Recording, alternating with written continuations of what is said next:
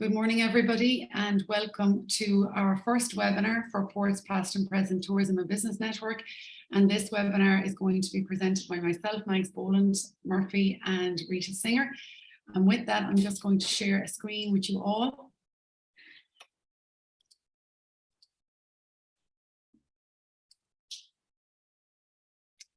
And I hope everybody can hear everything there and that everyone is muted just for the purposes of this.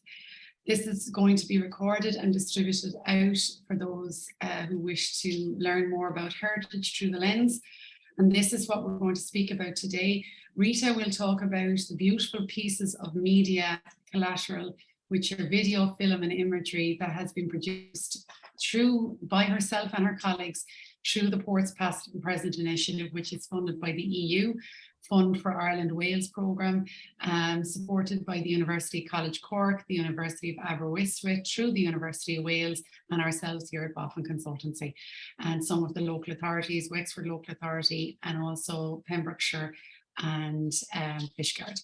So with that, I'm going to commence. The main purposes of these webinars are to allow us learning opportunities that will help us support, engage, diversify, grow, develop our community, collaborate in a positive way, and build sustainability in every manner across the 5 Irish ports and encourage quality collaboration. With the learning opportunities, the focus of this webinar is to embrace and engage heritage film and video mediums. These are powerful pieces that can be utilised. They are only as good as the use that is made of them. Some key facts and stats, I suppose, that we need to just reference. Video is read ahead of text on search engines, including Google and all other search engines out there. So it's quite a powerful marketing tool. Video marketing is widely recognised as the future of marketing activity. We all run businesses, or we're involved in business entities, or we're involved in local authorities or support entities around the tourism and business spectrum. And ultimately, we have to drive traffic to our businesses to make money, to build livelihoods and support sustainability. So marketing is that horrible word that a lot of people, they hate it. Let's be honest, right? And I can see some people there that agree with me.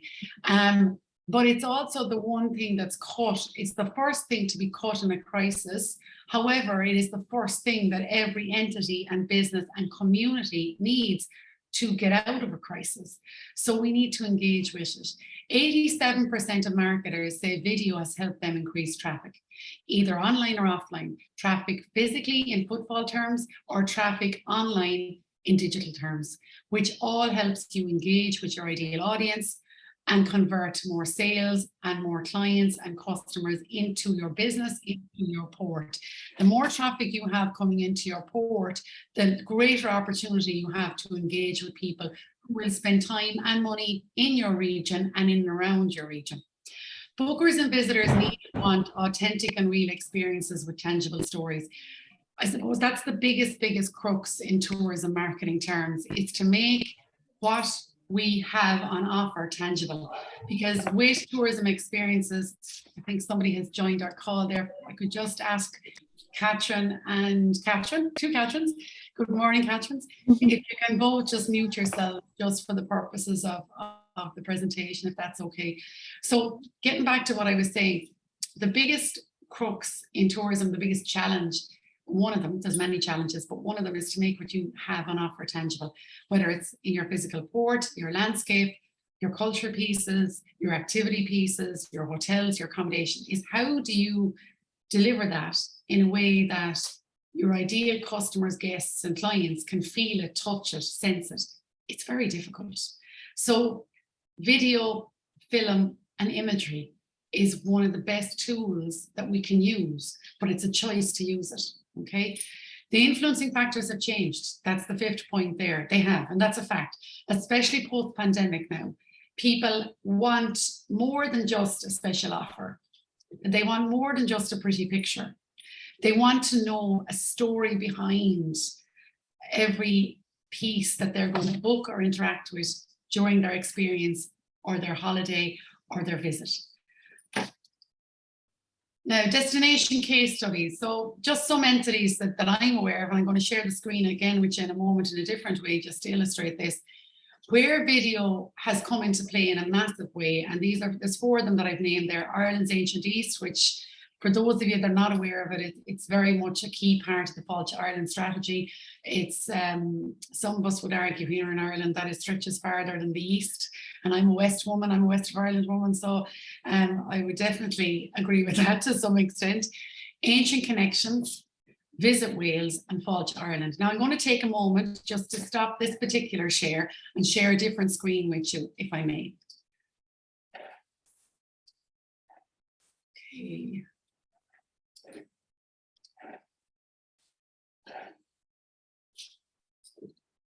Okay, can you all see my screen there?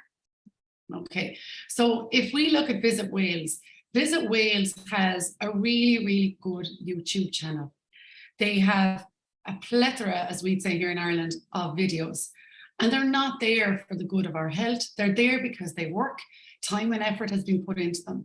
But unfortunately, they're only as good, as I said earlier on at the outset, as the use that's made of them, okay? So Visit Wales are starting to put more of a focus on that, and rightly so. Their counterpart here on the Irish side, in Fáilte Ireland, are the same. They are also, and I have a meeting this afternoon with Fáilte Ireland, they are also doing likewise. One of the best campaigns that they did goes back to 2014, which seems like an age ago now, and at the time I was living in Sweden, but I was working with Fáilte Ireland in Sweden and in Stockholm. And one of the things they did was an online video postcard. And it absolutely, the amount of engagement, and it was a simple piece. So that's just using that as an example. Then we go into Visit Finland. Now, this made me laugh and made me smile, actually, because I have Finnish friends, and they are definitely some of the happiest people you'll meet in the world. But they call their country the happiest country in the world. They have an incredible work-life balance, and they use video from the outset of all their media, of all their marketing. Video has a huge place in it. They're smart people as well, like us. We are all educated and smart. They are using this, not because it's great to use, but because it's actually beneficial to their strategy and to their engagement plans. Fáilte Ireland has a huge amount of list of, there's one for Ireland's Ancient East, where we make our heritage and our culture pieces, which Ireland's Ancient East is built around, very tangible through video, media, film and imagery. Okay, so I'm going to stop that share, but that's just to show you some of the real life examples of engagement and how video can help engagement and how it's being used by different tourism authorities globally.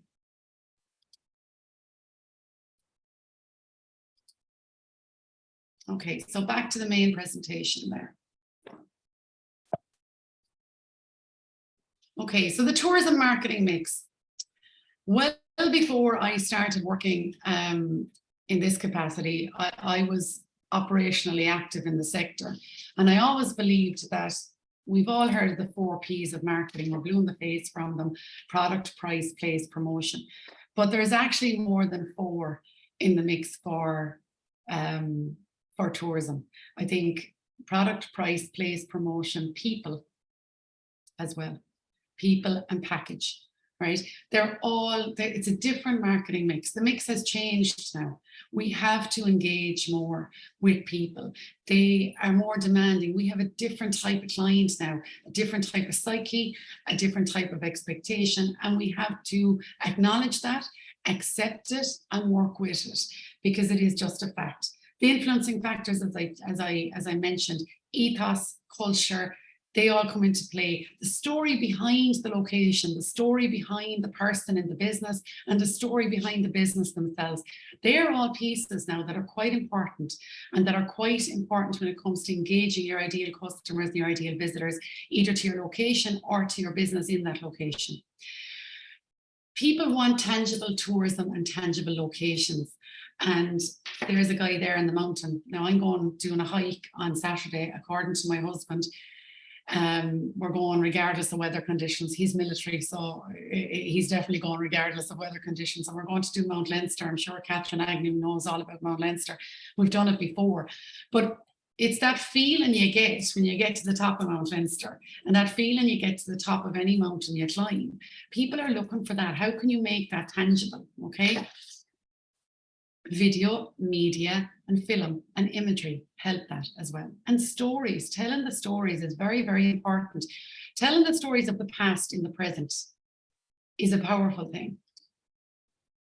So one of the things here, we have a lot of history in Ireland, and likewise in Wales, you have an absolute abundance of history. I lived in Wales, I went to college in Wales, so I know a lot about the Welsh history and heritage piece. I spent a lot of time studying tourism over there, so I saw a lot of the country, and there's a very good synergy there.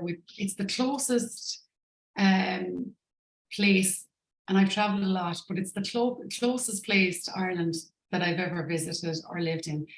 And half of it is because we're all as cracked as each other, but we have a lot of heritage in common, and there's a lot of synergy there. How do we make that heritage and culture more than just a piece on a piece of paper and text? People don't want to read text anymore. They read a little bit, but we've gone very fickle as consumers. We've gone very fickle as humans. And we need to remember that when we're doing any engagement campaigns, any marketing, any promotion, any operational review, we have to remember one thing: we're still dealing with human beings, human to human. And I talk a lot about that because in the digital age, we have to engage with media. We have to engage with smart tech, and video is in that, film is in that, imagery. However, when we're doing that, we have to remember that we're still dealing with a human being at the back of it all. That's what our consumers are. That's what our visitors are. 2 arms, 2 legs, and a head. All right. And a pulse helps. Right. So, that's very important to remember that. Your port and tourism business marketing. What is the aim? When you're using when you're looking at any strategy and what your plan, and we're doing a lot of planning now with different companies and different clients for next year. How do you plan? What is your aim? What's your message? And how can video and media help you reach your aim? I'm going to hand over to Rita. And Rita, thank you for taking the time to be here this morning. It is very much appreciated. This woman is going to make it very simple for us to understand, and it's going to be a very interesting piece of presentation. So Rita, I'll hand over to you. Thank you, Margaret. Can we just skip to the next slide? Before I'm going to start talking about the actual film content that we have been working on in Ports Past and Present, I just want to lay out some of the background work and some of the previous work that has gone into our approach of making these films. And a large proportion of it, of our approach, had to do with our understanding that we no longer want to produce even more pictures of empty landscapes. It's one of the things that Wales perpetually struggles with, that, and I'm sorry to say, even within Visit Wales campaigns, you have a lot of depopulated spaces. People travel through, they make or read into the landscape whatever they want to need. And in many of the cases, it bears no relation to the reality on the ground. And some of these results you can see whenever you go on the internet and find articles, for example, in the Financial Times, talking about the spectacular solitude of the desert of Wales. And the desert of Wales is in Powys. Or when you go to a major tourism provider in Ireland, Caledonia Travel, and images that you get of Ireland or across Ireland, there's not a single person living there, apparently. Now, we all know that's not true. And I have to say also the Financial Times article, it's not exactly well served by this particular title or the image, because the article itself, when you read it, is very understanding. It is very knowledgeable of the history and heritage, and it talks about the so-called Desert of Wales as a deeply cultural and place that is very much invested in its own heritage, and that grapples with its own heritage and how that relates to the life on the ground today. So this is also where you can see how an image can very much counteract of what is actually written in the text below. And it ultimately determines how or what kind of attitude you bring towards the text. So when I first saw this headline, The Spectacular Solitude of the Desert of Wales, it just raised my hackles, because once again, it was using a trope that is not true of the situation on the ground. But then once I read this article, I saw that a lot of thinking and a lot of care had gone into its crafting. And this is what we also want to do now with reshaping how we are marketing Wales and our coastal destinations particularly to visitors. I want to play a little bit of a guessing game with you before I go into detail about how we made the films. I recently saw a report that was looking at just average findings about groups of people who come to Wales to spend 7 days in self-catered accommodation.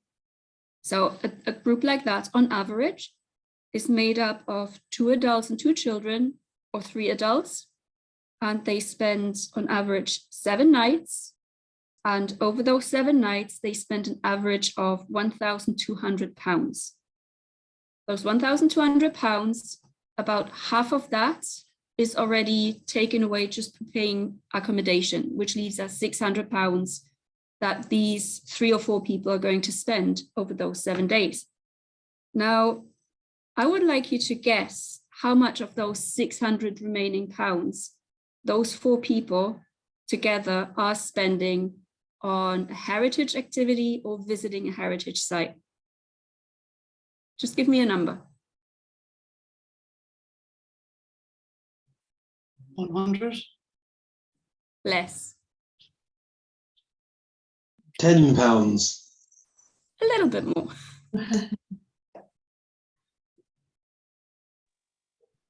£40? £20.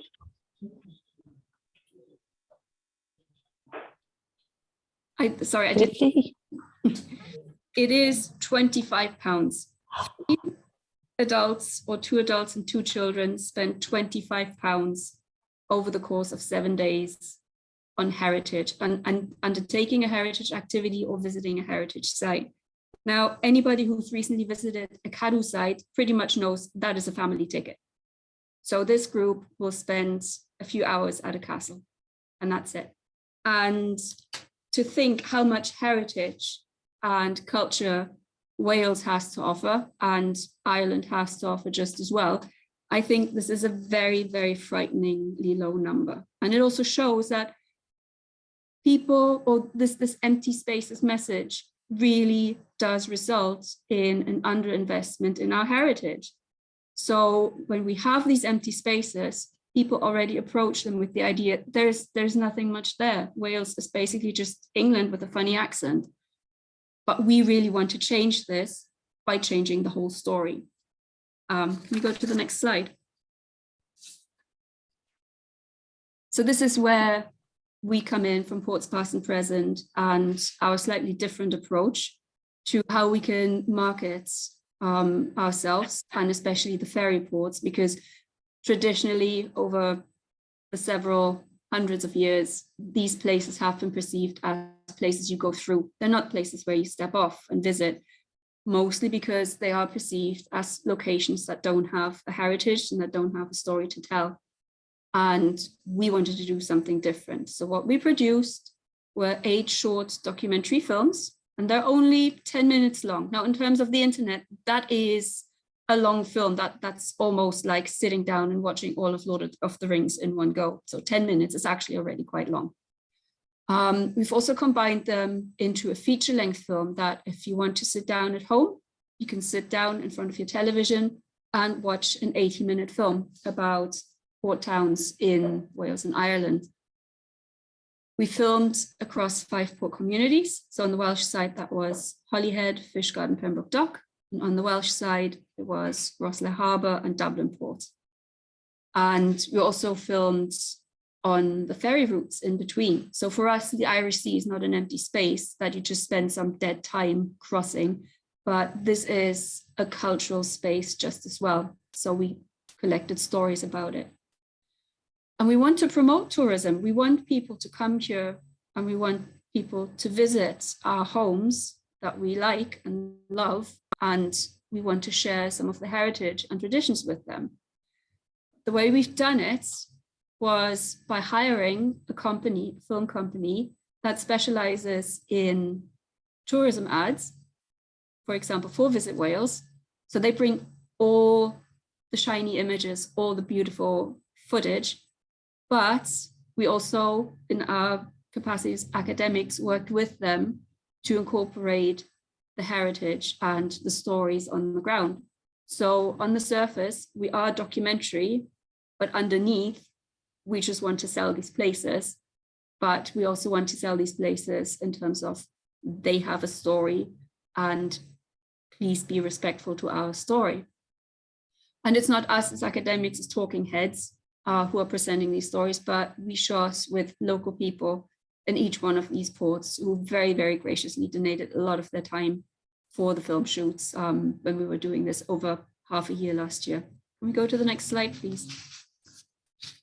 So this is the group that we work with, Mother Goose Films. Like I said, they are specialized in producing travel ads. They are very much working with Pembrokeshire County Council. So if we have representatives here today, you will know Mother Goose Films because they have pretty much filmed every inch of the county at this point. They recently relocated to Cornwall, but they also still have an outlet in Wales, which is where Robin is from. He has grown up in Broadhaven. And they're not just filming in Wales, but they have also a lot of clients in Ireland as well. So they know about the history of crossing the sea, how rough it can be, how long it can take. But they also know how to make this look interesting and an adventure, as it truly is. Can we go to the next slide, please? Like I already said, we as academics from Ports Past and Present have been very, very deeply involved in making these films. And just to draw up some of my special background area, I have written a couple of heritage stories that you can access on our website. But because the website is quite text heavy, and as Mike has already pointed out, people these days are more geared towards images and videos. This is where we desperately needed the help of Mother Goose Films. So we brought our expertise in the history of travel and tourism, knowing that we're looking back at a very, very long tradition of 200-300 years of people coming into Wales, into Ireland, traveling through, and very often also remarking on the unspoiled nature, the emptiness, the vast emptiness of space, people with a funny accent. So there is this long-standing tradition that has been very much ingrained in how Wales and Ireland has been touristically explored. But we also know that there are other travelers who are interested in not looking at the empty spaces, but looking at what's the history behind them, what's the history behind the people. So that's where we brought some of these underexplored stories to the foreground. And we rounded this out with local knowledge because we are just the academics sitting in a town far, far away from Fishguard, Pembroke Dock, Holyhead, Rosslare, Dublin. So we went straight to the source and asked to people what actually matters to you, because just because I am interested in mermaids and fairy tales from Pembrokeshire doesn't actually mean that this is necessarily important to the people in Fishguard to tell their own story. So they told us the stories that mattered to them, and they informed very much the content of what we put into the films. So in that sense, we were, in the roles as academics, we were the consultants on which heritage story we should include, which approach we should take in order to get away from this traditional empty spaces image. Can we go to the next slide, please? So this is just a very rough whistle-stop tour to some of the stories that we have included. in our film. So in Fishguard, for example, we tell the story of the last invasion of Britain. And we're talking about the first flight across the Irish Sea. There have been many attempts, but this one was the very first successful one, where somebody started off just outside Fishguard, flew all the way across the Irish Sea, and then crash landed into a wall in Enniscorthy. In Holyhead, we were walking around town looking at the history of the patron saint and why Holyhead has its Welsh name, Caer Gybi, meaning the fort of Kirby, but it wasn't Kirby who built the fort, but it was the Romans. So that's how this story starts. But we're also even going back even further. Gareth Hughes took us to the Iron Age huts on the other side of Holy Island, just to show that there's a much, much longer story that underlies Holyhead. And Pembroke Dock, we looked at the curious history of how Japanese warships were built in Pembroke Dock. And that wasn't just the weirdest ship to come out of Pembroke Dock, but instead it was also a spaceship in the shape of the Millennium Falcon. So Pembroke Dock's unique and varied history of contributing to the building of various vessels, and a proud history that outside Pembroke Dock is not greatly appreciated. And also talking to the people of Pembroke Dock, talking with them about their worries that their very proud naval tradition, which is represented in the buildings of the town, how they feel this is endangered and imperiled because some developments around tourism and the tourism industry put some of these buildings in danger. Can we go to the next slide, please? In Ireland, then, we talked to people around Dublin Port. And we always keep saying Dublin Port because we very much center on that area that is the districts are closest to the actual working ports in Dublin. So not so much the city, but North Wall, South Wall. So we looked at the origins of Dublin Port and how it wandered around Dublin Bay over the centuries, starting in Dalkey, going up to Howth, now finally coming down to where present day Dublin Port is. And we look at the story of the people who worked in these ports and how that very greatly shaped the history and the character of the city, and by extension, how that shaped the character of the country. And in Rosslare, it's very much a new port when you compare it to Dublin, only just a century or a little over a century old, and how a new community has sprung up. And again, very proud of their connection to the port, and also very much looking towards Fishguard and building this cultural continuum between Wales and Ireland, because again, we wanted to get away from this idea of the Irish Sea just being an empty body. Can we go to the next space, to the next slide? And this is where our crossing stories come in. So this constant looking back and forth between Wales and Ireland, and the Irish Sea being a great connector rather than a great divider. So we took a strategy of looking at how can we narrate the very varied nature of the Irish Sea through a different approach. So in looking at the connection between Fishguard and Rosslare, we invested family ties, how people from Fishguard and Rosslare Harbour were marrying each other across the Irish Sea, and how that created a kind of mixed and blended community on either side of the Irish Sea. In Dublin and Holyhead, we looked at the historic journeys that have happened over the century, very, very often going in one direction from Dublin to Holyhead, because again, the history comes into place between the two power centres in Ireland and in Britain, between Dublin and London, and Holyhead being one of the major stops on that route. And in Pembroke Dock and Rosslare, we look particularly at the natural history, because talking to one of the contributors to these films, Bernard O'Donoghue, who wrote a very beautiful poem, he said they opt for the journey, the slightly longer journey between Pembroke Dock and Rosslare, rather than the quick crossing between Fishguard and Rosslare, because they want to see wild birds. They want to encounter wildlife, and the best place to see seabirds and hear seabirds and encounter seabirds is on the Pembroke Dock and Rosslare crossing. So that's why we focus a lot on the natural history in that particular journey. And this is where you see there is a very rich history and heritage across the Irish Sea that is not just of one sort, but you can make the story that you want to find. We go to the next slide, please. And like I've already said, we didn't tell that story. It was all local people who we worked with, who all brought their own twist. So we have been working with female sea kayakers who take their sea kayaks to go around Anglesey and undertake an entire circuit of Ireland, which for me, as somebody very much living on land, just sounds mad, but it's the best way for sea kayakers to encounter natural history and the natural heritage. We've talked to musicians and how they are inspired by the history and heritage on the ground.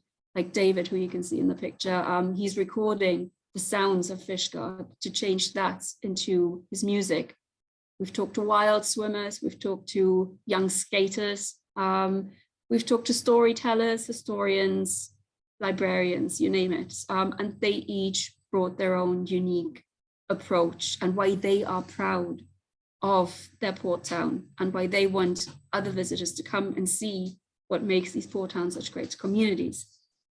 We go to the next slide. So this is where I put my sale pitch. You can have all these short documentaries that we produced available for your own use.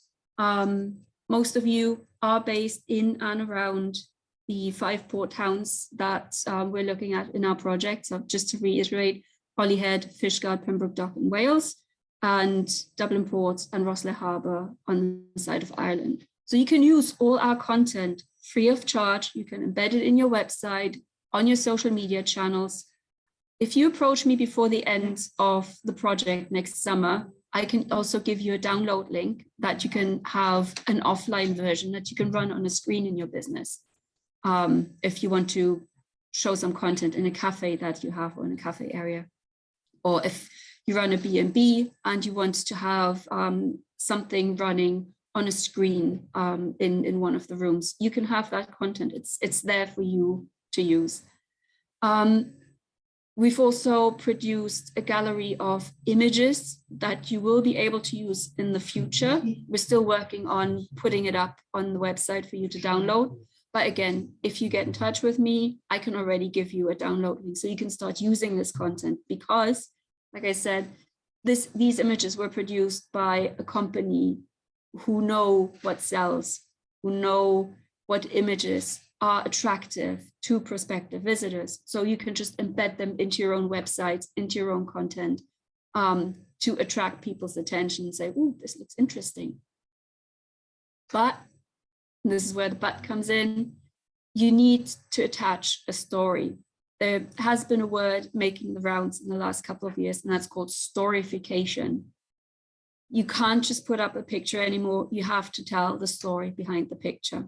It can be literally a picture of anything. It can be the picture of your notepad from the morning. Tell a story about that, because this is how you get across the spirit of your business, what makes you unique. You can tell the history of how you set up your business, who came before you in the house that you currently live in, who owned the business or the premises before you did. It's that kind of content that people are interested in. And if we cast our mind back to my initial number of the £25, people are actually interested in heritage. They are interested in the stories. But one of the major problems is that they have to go to a physical location, pay money to encounter that heritage. We can make it so much easier for them and just smother them in heritage from the moment they open up a website and just give them all the stories. This is quite labor intensive. Sometimes we don't even know who owns the houses that we live in. And to do that bit of digging, it takes tenacity, it takes a long kind of breath You need to want to keep digging, and especially creating images that draw people's attention. And this is where social media really can come in. Get acquainted with the different types of platforms and what they're good for. Instagram works very, very differently to Facebook, and that works very differently to Twitter. And I have heard say it's very different to TikTok. I'm not of the generation who was on TikTok, but again, TikTok is very focused on short, snappy video content, which can be very much to your advantage, because you can just create a short video with your own mobile phone camera and upload it to that platform for millions of people to see and get interested in coming to visit you, and either book an overnight stay in your B&B or come and visit your heritage center, because you have shown an interesting aspect of the work that you do. And while it is interesting to see what other people are doing, you're not Kim Kardashian. So put your own twist onto the content that you create, and that also helps you spend less time on social media and worrying about what you should be putting up. As long as you do it regularly, like if you say, I'm going to spend half a day once a month thinking of new content and updating my social media output, that's all you need. It doesn't take more than that. And bit by bit, you will start creating a little library of content that people are interested in and coming back to, because you will keep adding. They will be interested in seeing new content, and that creates a greater incentive for them to eventually come and visit you. And with that was my pitch. Thank you very much. Diolch yn fawr iawn. Thank you, Gaurav Margaret. Rita, I absolutely agree with you wholeheartedly. One of the things that we find here, and Jenny's sitting here this morning with me, and she'll testify to this as well, is that I would always implore upon entities and business owners to be their own unique self, and to build I guarantee you, I will debate this with anyone. Every single business has a story. And I was thinking about it as you were saying, like, we are right here on the coast, and we're in an office which is purpose built separate to my home.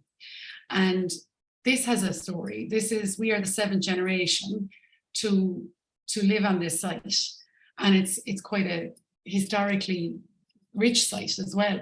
So there used to be a lot of music played here in the house, the original houses that were here before us. So even, to think back to all that stuff that is there, we take it for granted sometimes.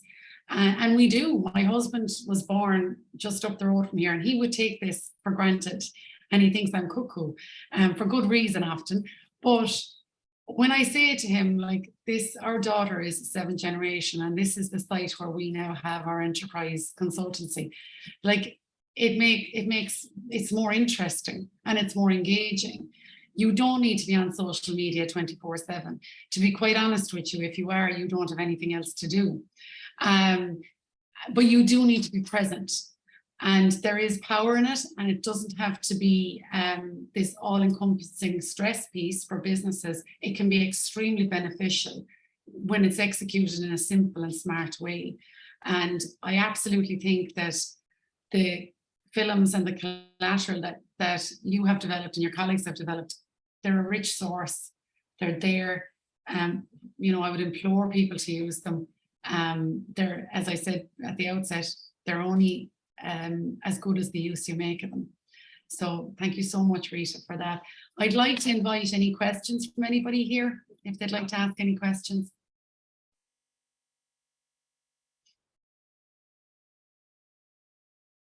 And perhaps before we start the questions, I just want to reiterate a couple of things. Video and film, they allow us to feel, touch, hear and see before you visit, right? And Rita, I think you're right. There's a lot of dead space. There's a lot of dead landscape, right? We could tell a lot of stories about donkeys wandering in here to the front of our office and pheasants landing on the roof. These are true stories. And we use a lot of that imagery here when it happens, and you get more engagement from that as well. So using and video and heritage through the lens will engage your ideal visitors and guests and customers. It does take some work, but a lot of the work has been done now in a large part. You've got these support collateral pieces that have been produced by the professionals with help from the educated academics. So it's a dream mix, really. Refresh your marketing with engaging content. You know, people will engage with relative stuff, humor, stories. And remember that I will fight you on this, that if you tell me there is no story in your business or your entity or your port, I will say, yes, there is. You've got to dig and find it. So you've got ready-made film that you can use today. Rita has spoken about how and where, and I want to just talk about why and when for a moment, right?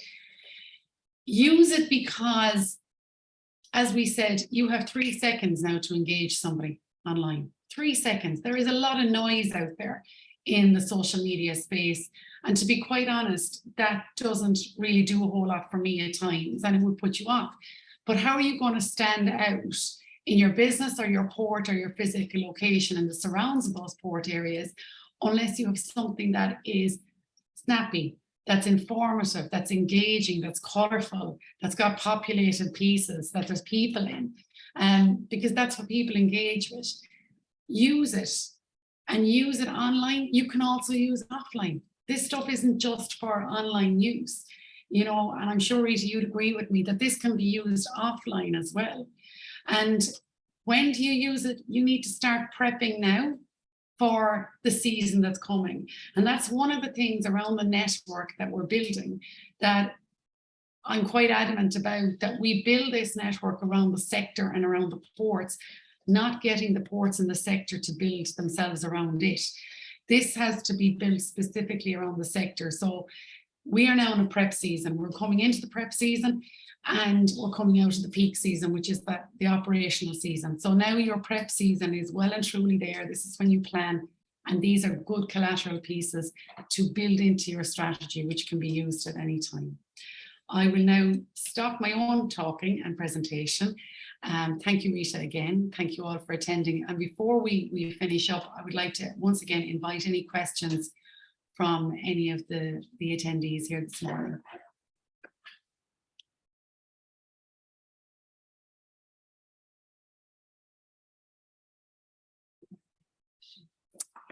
Hi, Barry.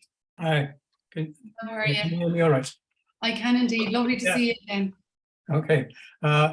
Just in case nobody knows me, I'm Barry Hillier from the Boland Maritime Museum, one of the trustees there. The films that Mother Goose have made are really good. They're very slick, very eye-catching, very professional. And, you know, they will work, obviously. They will engage interest. But how do we compare with that when we try to make something specific for our business in terms of small videos? The danger here is that, you know, our amateur sort of attempts will not stack up very well against something that was so well prepared as the work that you've done there. Is there going to be any help later on, or to help us amateur little video makers to prepare something that would be reasonably effective? We are moving a little bit in this direction. We've got a couple of gentlemen who have volunteered to put together a promotional video for us based around the story, and they're doing it off their own bat freely. That they are. One of them is a recognised media expert and video shot documentary maker with heritage links, history links to the town, and they're working on it slowly to do that. But it's around the story of HMS Tara, who, if you don't know the story, you may want to look it up. Now that will be about a 10 minutes to 12 minutes, quite professionally done video. But the fact that we haven't hit done freely for us is great. But if we have to pay for that, that is a horrendous sort of investment. So we will be, you know, looking generally at something that we can put together ourselves, and any help that can be offered our way would be mostly appreciated. Well, can I, and Rita as well, I'll just reply there. Barry, I feel myself, because we work with a lot of different entities who use video. I'm not a videographer. And Jenny here will testify, and if Romaine was here this morning, she would testify to it as well. The two can sit really well together. There's no such thing as perfection. You're going to have quality, like you're going to have high slick versions of video, right? Which obviously require funding. There's no two ways about that. But I always think as well that the real life quick pieces that are done maybe on your phone, that are done in an audio version, there's nothing, absolutely nothing wrong with them, because they're real. They're real. And we will look at giving you help through the network as we go on, in terms of showing you little tips and tricks on how to make it more slick and more professional. Absolutely. And we will definitely take that on board. Jenny, if you can take a note of that. Absolutely. And it's something that I could do with a bit of help myself, Barry, to be quite honest with you. Because, you know, but just remember this, and I want you to remember this, because sometimes we strive for perfection. You're not going to achieve it, right? You're not. None of us are. And if you strive for that, it becomes a stress piece. Like we get a massive amount of engagement, and I am not a videographer, but we do very short pieces to video. I'm not a fan of being on camera, and the ladies here will testify to that. But when I need to be, I do. And like that, there's always going to be help there. So Barry, we will definitely give you some tips and tricks and maybe practical pieces that will show you hopefully the how to.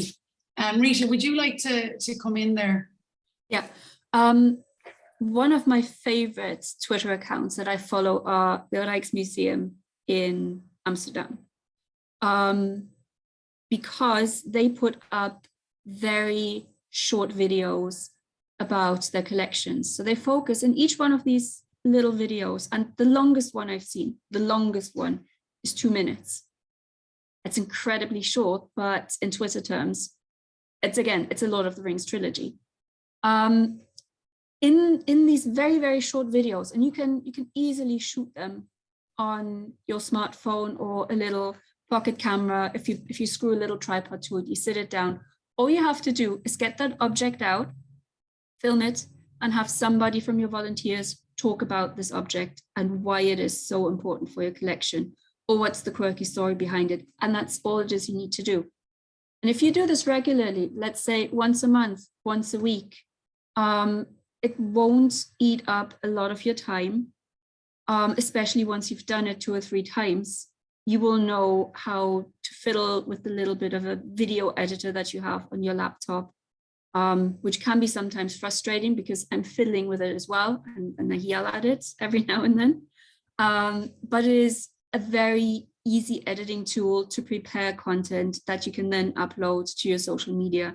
And it is this short content that will create interest, especially if you have your recurring characters in the shape of your volunteers who are telling the stories and using their personality to tell the stories. Because I would venture the guess that if you have 2 different volunteers talking about the same objects, they will present it in a very, very different light. And again, it doesn't have to be long. You don't need to give the entire story away of that object, but just a very curious aspect of it, the most interesting aspect of it. And you can do that in a minute. And also, if you don't give away the entire story, that means people will want to come and see the volunteer to hear the rest of the story. And that then creates this incentive for people to come over, get off or get out of their car before they hit the ferry, make the trip down to Newry Beach and come and see you. Thank you. Yeah, that's good advice. Thank you. Thank you, Rita, and thank you, Barry.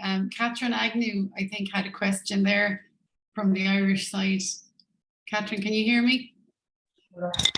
Yeah, I was actually just going to mention what Rita mentioned, which is like you really, like I in a previous life did social media for a venue, and the things that worked every time, put an animal in it.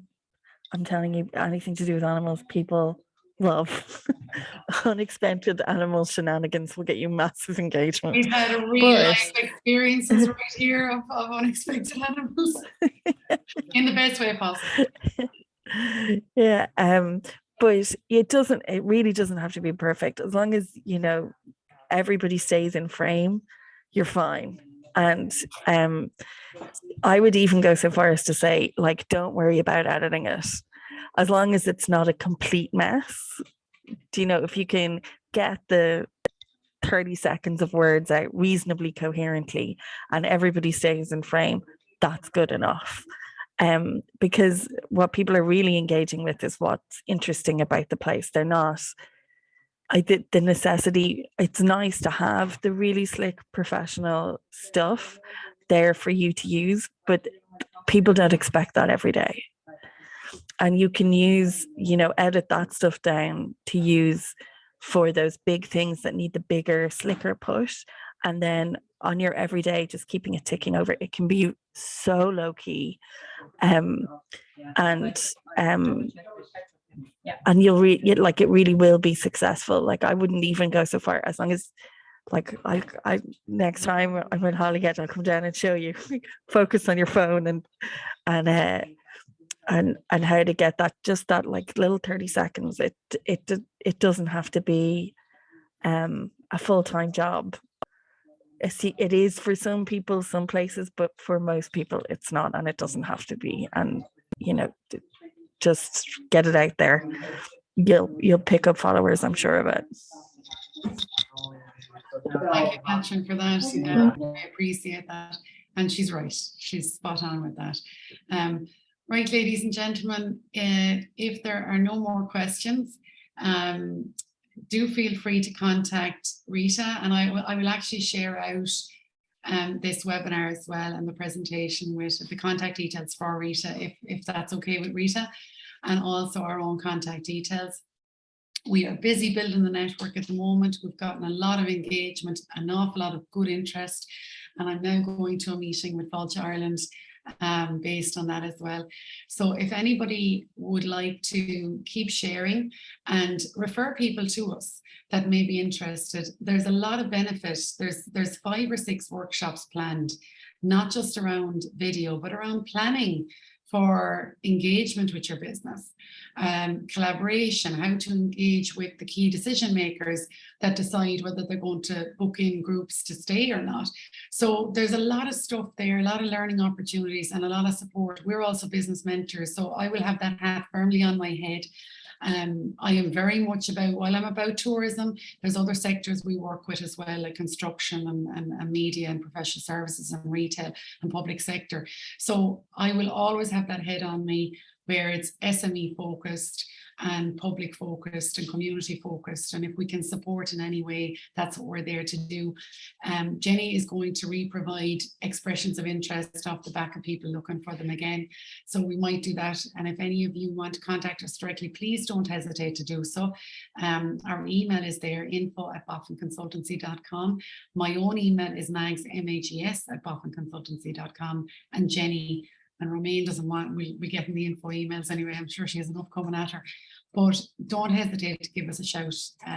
While we are on the Irish side on the Wexford coast, we're very much on the Welsh side as well.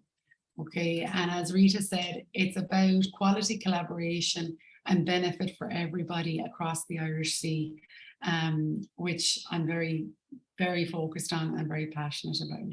Thank you, ladies and gentlemen, for your time. I do appreciate it. And we'll send a recording of this to everybody as well. Is that okay? Have a good day. Thanks, Max. It's great. Problem.